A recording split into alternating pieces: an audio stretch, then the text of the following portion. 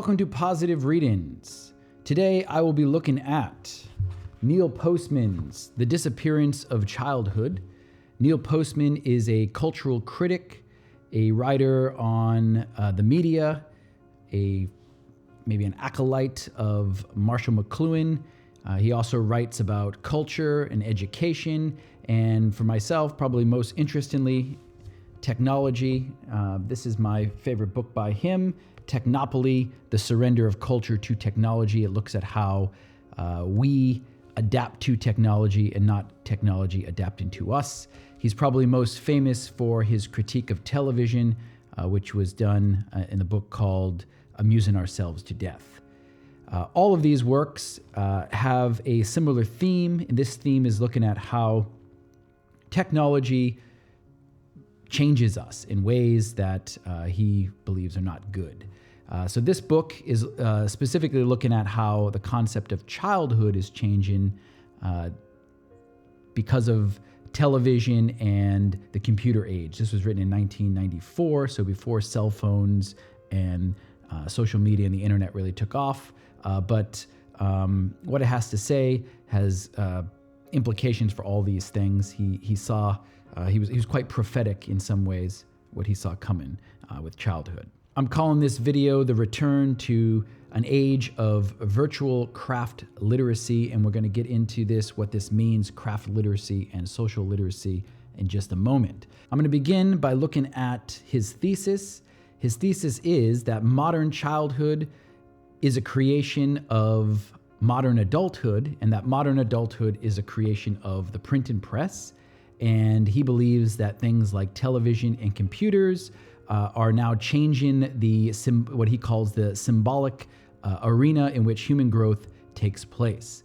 He actually gives his thesis very succinctly on page 99. I think it's worth reading. This is in chapter 7 called The Adult Child. He says, as the symbolic arena in which human growth takes place changes in its form and content, and in particular changes in the direction of requiring no distinction between child and adult sensibilities, inevitably the two stages of life merge into one. So what he sees is not just the disappearance of childhood, but also a disappearance of a modern concept of adulthood. The process that he explains this really depends upon this idea that social literacy in this idea of craft literacy.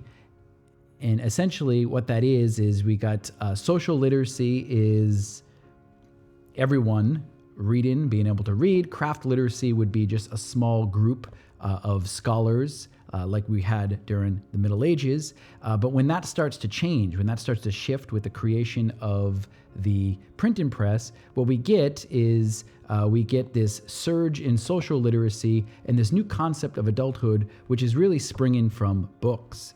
Quite interesting, this idea that adulthood comes from books. Perhaps the most interesting chapter in this book is chapter 4, which is called Childhood's Journey. What I liked about this is he shows how some important thinkers who we often hear about, people like John Locke and Jean-Jacques Rousseau, how they influenced, not just a small area of philosophy, but actually the wider world and the concept of childhood. So he begins with Locke, and it's Locke who he credits on 2 points. One, this Locke's idea of the tabula rasa, the idea that our minds are a blank slate. This comes from his work in epistemology. And the implications of that are that we, as blank slates, minds that are not formed, we have, or adults have a big influence in how we can form these minds. And the other idea that he puts here is really just this idea that, related to this, that we have an imperative to shape and mold minds into the way that we want the children to become adults. So this, in some ways, you could call maybe child-centered, but it certainly emphasized book learning. It emphasized really what we see in a lot of modern schools today. So this idea that the future of society is children, we need to kind of build them up into the way that we want to see them become in the future. Now, this was set up in kind of a dialectical way. We have this Lockean thesis, and now we have the antithesis, which comes from Rousseau. And Rousseau was really looking at how the child is important in himself, because this period of childhood is closest to the state of nature, and that's an interesting part that we lose from ourselves as we get older, and that's really something we should be tapping into, according to Rousseau. So Rousseau has more of a hands-off, kind of free-range, maybe more experimental look at childhood and how we really should be celebrating and tapping into this early stage of manhood. And both of these two views, Postman calls Locke's view, he calls the Protestant view, Rousseau's he calls the Romantic view, and both of these views end up coming to America. An important development of this dialectic comes in 1899 when Freud published his interpretations of dreams, and John Dewey publishes The School and Society. These two works, according to Postman, synthesize the dialectical view of these two opposing views that we have of Locke and Rousseau. So we get this synthesis. Freud's ideas really kind of supported both. So in the ways that he supported Rousseau was he thought that the mind was not a blank slate, that we do have these certain instinctual drives, and that we need to be aware of these.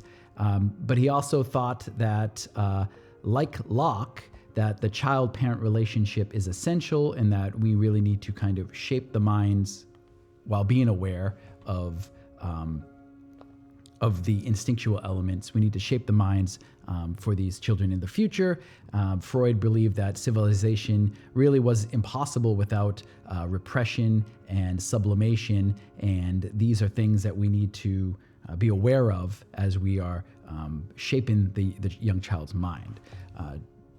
Dewey emphasized the psychic needs of the child, both at home and school. So this would be some of our kind of educating the whole child, these ideas that are talked about, and this kind of child-centered learning.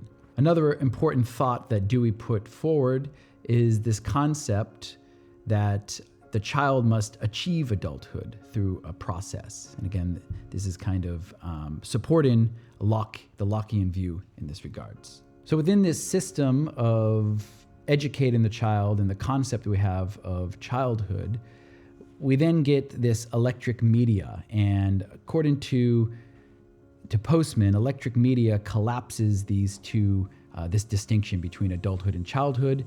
And it does this by really not distinguishing anymore the realms of adulthood and kind of the knowledge that is private to that group, but essentially making it available to all, which sounds like a great thing. But he would argue that it erases that distinction, which would be a problem. He claims that this is not a problem of television, the way we do it, but just television itself. And I think he would argue the same with computers. His argument for supporting these claims are mostly anecdotal. He looks at a number of things. He looks at the taste of music changing, how movies, consumption of entertainment for adults has become more childlike. Things that we adults would have never watched in previous generations are now being watched. I think we can see that in today's world with, say, the reading of Harry Potter. A lot of adults are consuming that, and the Marvel movies and all that type of thing. Also music, the fact that a lot of children's music or kind of pop music has become the dominant kind of music, and very simplistic. So that's kind of the anecdotal evidence. He also provides some stats looking at the rise in crime with young children, and essentially just what they're being exposed to now. He sees it as they're open to a lot more adult content. And again, the adults are open to a lot more children's content and willingly consuming that. Within this bleak picture that Postman gives us and the future that it implies, and I would argue we're living in today, he does not provide many solutions for this. The last chapter is called 6 Questions, where he gives us some questions and some possible answers to them, but not any kind of solutions I think that most readers would be satisfied with. Again, I don't really think that's the purpose of this book. It's more to raise the issue. But one of the questions I found interesting, on page 150, he says, are there any social institutions strong enough and committed enough to resist the decline of childhood? Postman selects 2, one being family, the other being the school. However, again, in line with the sort of pessimistic view of the book, he notes that both of these institutions are in decline. Family has been weakened, he argues, through things like television, and especially now that both parents are out of the house working, and the child might be kind of being raised, and so to speak, with the television. I would say this is even more true today with not the television, but the internet and social media. And he also looks at how the school is in decline. He argues that there's literacy itself is of less interest, and that's something I can certainly attest to from my experience as an educator. But also the fact that there's more of these career training, more kind of this adult life seeping in. There's less unstructured play. You know, everyone's in a league now with teams, almost like a fantasy football, but with real children. So that would be this kind of decline of both of these institutions. And he says something quite interesting here as well, which I think is worth reading. He says, it goes without saying that in due course, when all teachers and administrators are themselves products of the television age, resistance will not only lose whatever strength it may have had, but its point will have been forgotten. So this idea that what he calls the television age, we might call the internet age, the I generation, some people call it, but as more and more of the administrators and teachers come out of that, more and more people who didn't actually come into adulthood through literacy, through reading, but actually spent a lot of their time in front of the television, that eventually we're going to get to, this isn't even going to be an issue for something that we need to think about. We're not going to see the point. It's an interesting, thoughtful read. I'd recommend it. Read it, think about it seriously, and then please go on and read some other works of literature. Thank you for listening to this video. If you enjoyed it, please like it and subscribe. Welcome to Positive Readings, where the top button is always buttoned, and that's the double truth, Ruth